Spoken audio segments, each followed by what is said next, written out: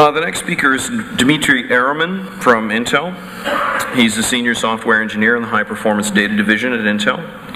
He's responsible for supporting Lustre parallel file system releases. A past position at Intel, he was all about fine-tuning. He spends a lot of time finding new approaches for analyzing application performance, and in the process, maximizing what new products can deliver. The title of this talk is Running Native Lustre Client Inside Xeon Phi. Let's give Dmitry a big round of applause.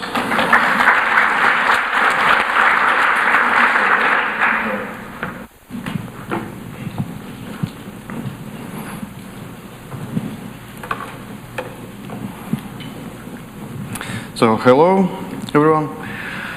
Today I'd like to talk about the running native Lustre Client inside Intel Xeon Phi coprocessor. So, first of all, what is the Intel Xeon Phi coprocessor?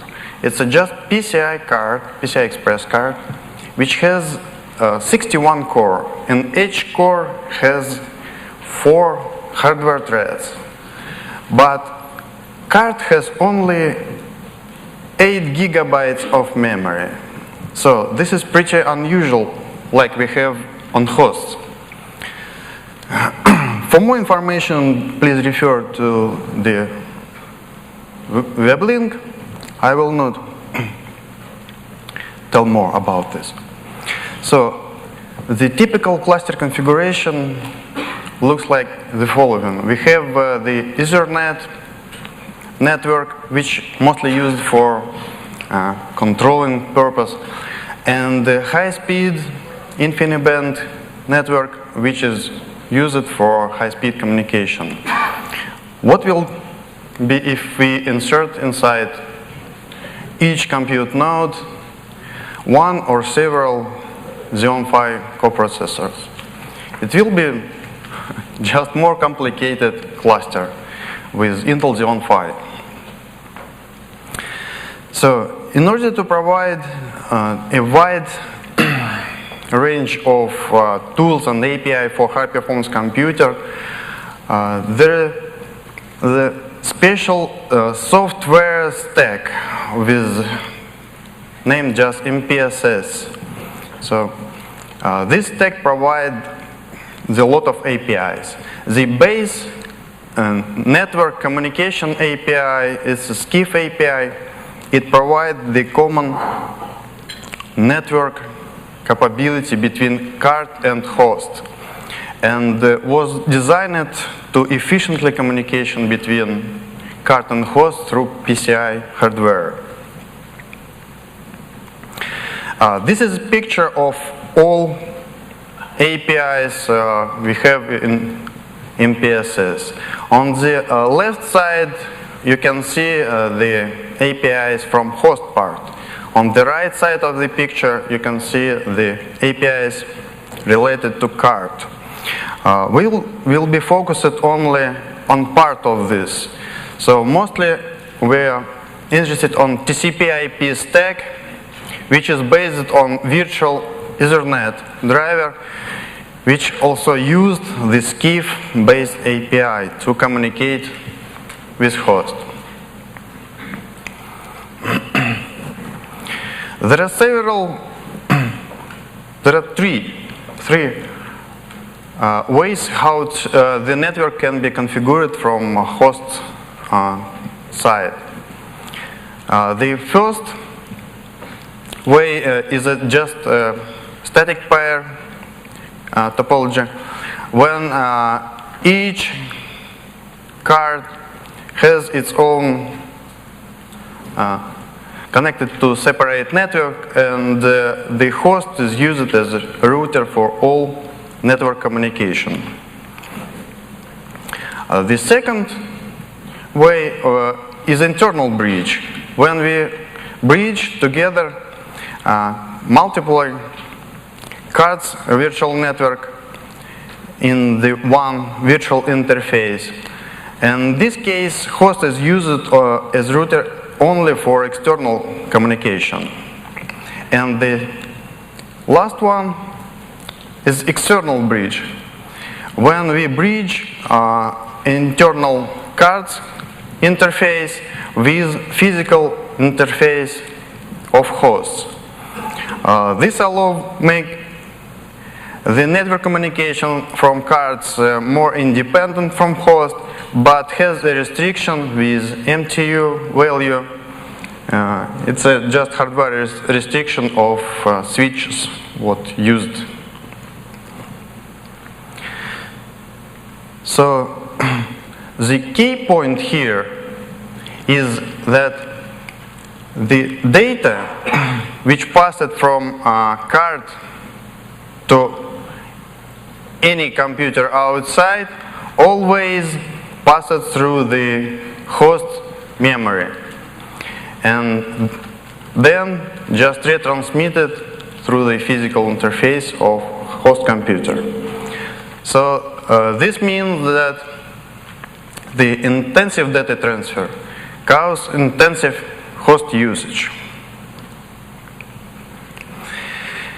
And this is a result of this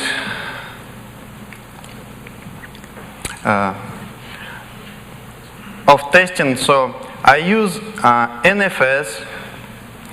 The host system was the NFS server, and card was just NFS client, and I use IAZON benchmark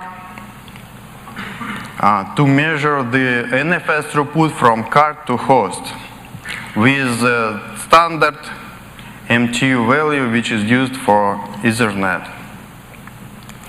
So I got the following picture, which pretty bad values. So, and you also see the performance degradations with more threads.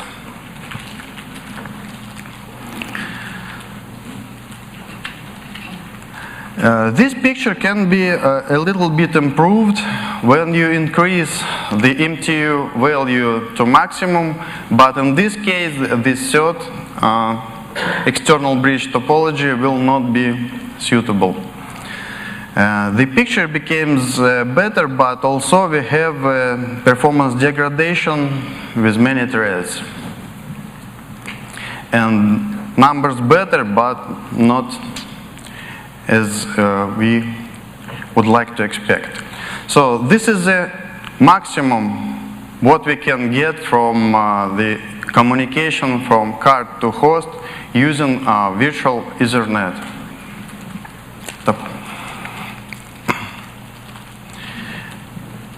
Returning to this picture, in the latest version of MPSS, we have another way to provide the communication with other computers. So, like on the host system, the card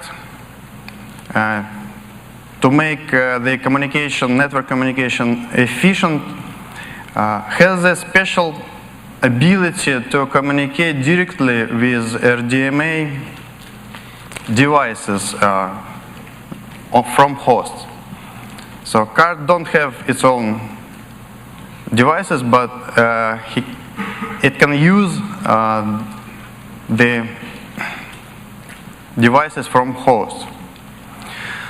This stack implements pretty the same functionality like we have on hosts using InfiniBand connection. And this virtual InfiniBand interface was introduced in new MPSS version starting with 3.1. It required to OFED version 1.5.4.1 InfiniBand drivers installed on host and support both TrueScale and Mellanox fabrics. So if you have the host system with InfiniBand card and also with Xeon Phi coprocessor installed, you can use all benefits from this pair. And the important thing in this approach is the data is transferred from the card directly to RDMA device without any host intrusion or assistance. So RDMA device actually shared between the host system and card system and used both systems for communication. So a few words about coprocessor operating system.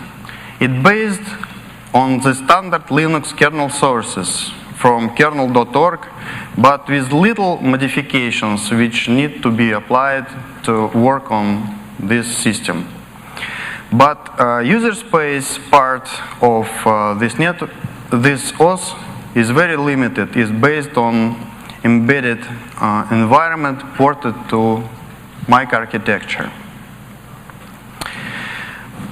But this OS can be extended with loadable kernel modules. And this is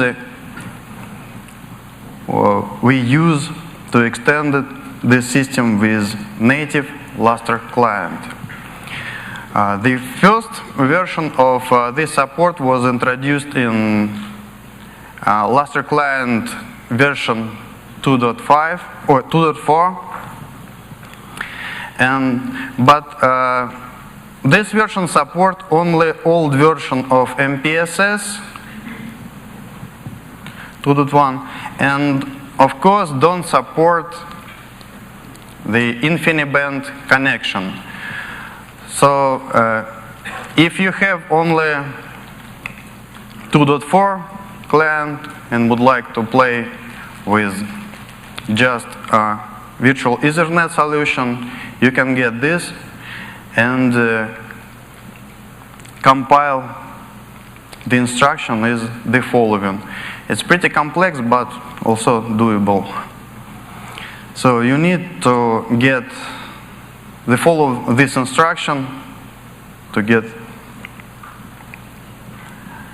the Lustre Client compiled.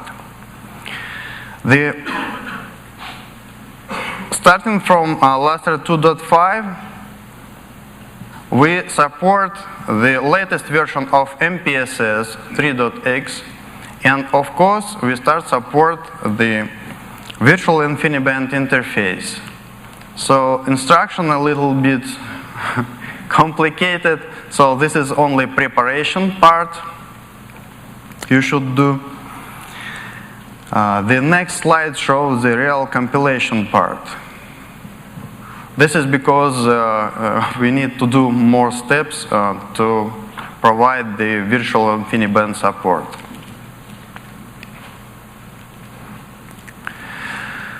The installation is very simple. After you compile, you should just install 2 RPMs on hosts and then restart MPSS service. That's all. Configuration also absolutely the same like we have on hosts. The only difference is the mount command. On host we can use just mount tool with option specifying the file system. On Xeon Phi, unfortunately, we can use directly mount.lustre command. This is only difference between host and card. And finally, after we compile and install this native Lustre Client on Xeon Phi card, we can use it in the similar way in the benchmark, the same benchmark of IOZone, show the following results. So we were able to break the 1 gigabyte per second throughput. It's a pretty high, I suppose, just because actually the just pure network communication and the network bandwidth tests show that we have this limit, and file system became to this limit. Unfortunately, we have the limit of readers. Probably it's related to hardware, particular hardware that was used for get this picture. But I think it will be resolved in the future. So special thanks to Intel High Performance Computer Lab in Sweden and the system administrator Jamie Wilcox and Adam Roy, who provide all infrastructure for testing. So, the question, please.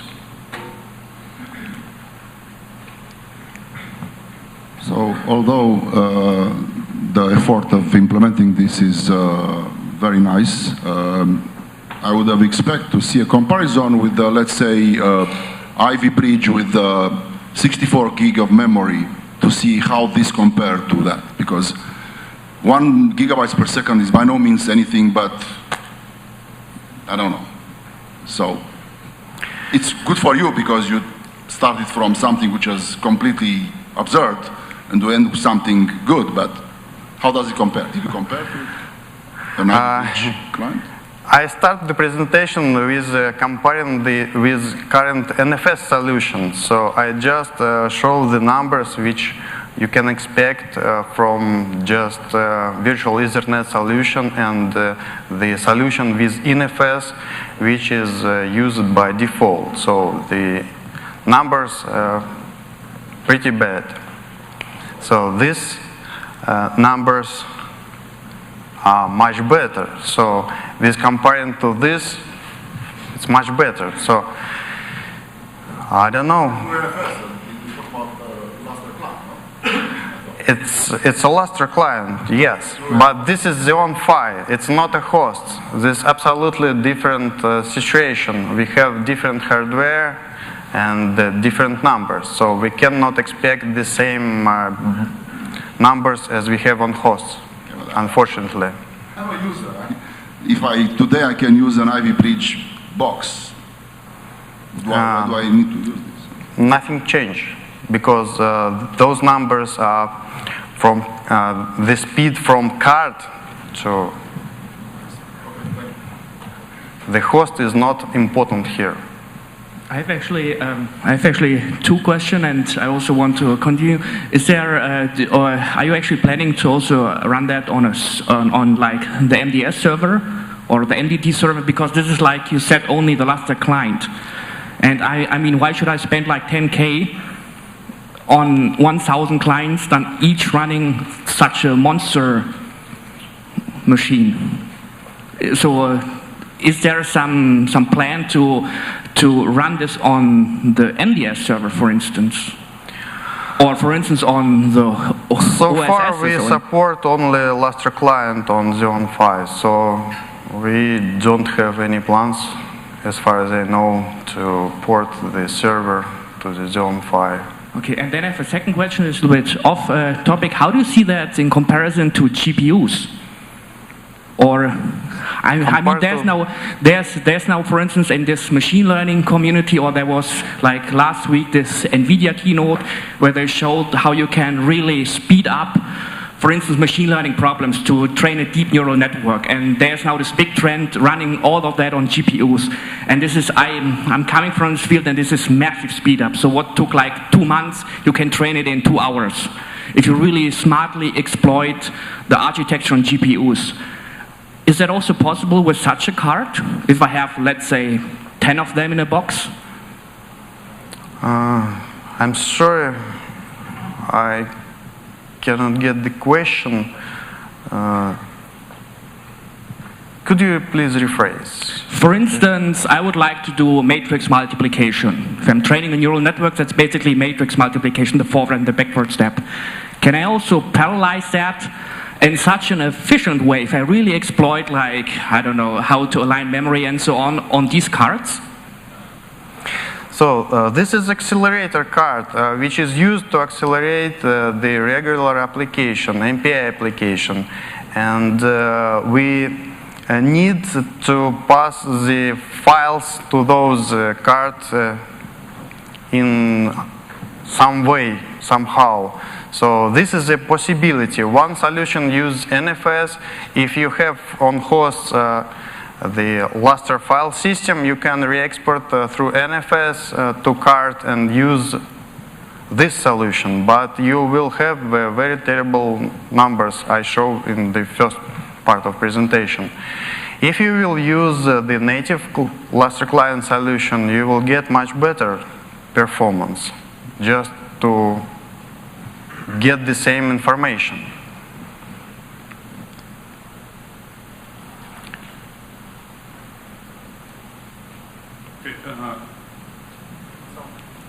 You mentioned that with MPSS 2.1 you require the OFET 154. What version do you require for MPSS 3? MPSS 3 supported by Lustre Client 2.5. I know, but the OFET. Sorry? OFED? OFET. OFED also I mentioned in the slides. So far MPSS 3.1, 3.x okay. so Sorry, far my mistake. I require this version of OFED. Okay. In another They are question. going to support the more freshest version of OFED, but it will be in the next releases, and we of course will support this too. In one more question, if I want to use a different OFET like the Melanux OFET, is that supported? Is that something that can be done? Unfortunately, no. Unfortunately, no. Just because MPSS driver replace the part of OFET installation driver with a little bit modified drivers. So unfortunately, they support only public OFET. Okay. Thank you. It's interesting to start seeing a Lustre client actually on the Xeon Phi, because we had a lot of problems actually just running only on NFS. So I have two parts. My questions are actually two. The first one, if you tried NFS over InfiniBand, because it's not mentioned. The second part is that do you have all the functionalities, let's say, from the client, from the Xeon Phi, I can set a stripe, I could make any modification at this level, or it's only the basic functionality of Lustre? Sorry, the first part of your question. It was, did you test NFS over InfiniBand? Because what you showed, it was NFS over Ethernet only. Yes, but so far as I know, it doesn't support but MPSS. Okay. They are going to support in near future. I will test this, but so far it's not available. No, okay. Second part is about the rest of the functionality from the Xeon Phi. If you can set the stripe, if you can make the operation that you could do it in the standard Lustre client. Yes, you can do all all tools available for Lustre client, and you can do absolutely the same configuration on Xeon Phi using the striping and other configuration through client. So the full client functionality is supported on Xeon Phi. There's that question. Yeah, hi there. I have a more basic question. Based on the performance of this card versus a native client, looking at case studies for its usage, can you come up with any right now that are being used in industry? Like why use a coprocessor at all versus a native client that can produce 4 gigabytes per second on its own over native InfiniBand? I'm not sure I got the question, but what I would like to say, the Xeon Phi became more popular to accelerate the calculation. So we need some solution to provide the Xeon Phi with some network share which can be used to data store. So we just port the Lustre Client on this card to provide the high-speed solution for any application which is going to use this accelerator for calculation purpose. Okay, so it's not our choice. We just provide solution. So would you say it's more to free up the actual CPUs for calculations, and this is more of an offloading engine? Yeah. That's the main. Yes. It is. So maybe a bit more background was needed for the Xeon Phi. It's essentially the Intel solution equivalent to a GPU, right? So it's a many-core x86 coprocessor that allows you to, scale your code to, high computing performance. The computing would be done on the Xeon Phi cards, and the host computer is just a host like it would be for GPU cards. And the benefit of Xeon Phi is that it's Intel, x86 instruction set, rather than having to port to a different computing architecture. It's just that this discussion is around using it as a client. No, I know, but the point is that you're doing the computation of whatever you're doing, fluid dynamics or something like that, on the Xeon Phi, and this is working out the solution for how do you get your data in and out of your compute engine, right? In a very degraded mode, though, yeah. No, but the point is that you need to get data onto your processor. How do you do it the most efficiently, right? So it's not that you're using the Phi to help Lustre. It's the opposite. You're using Lustre to help get data in and out of this compute engine. Thank you.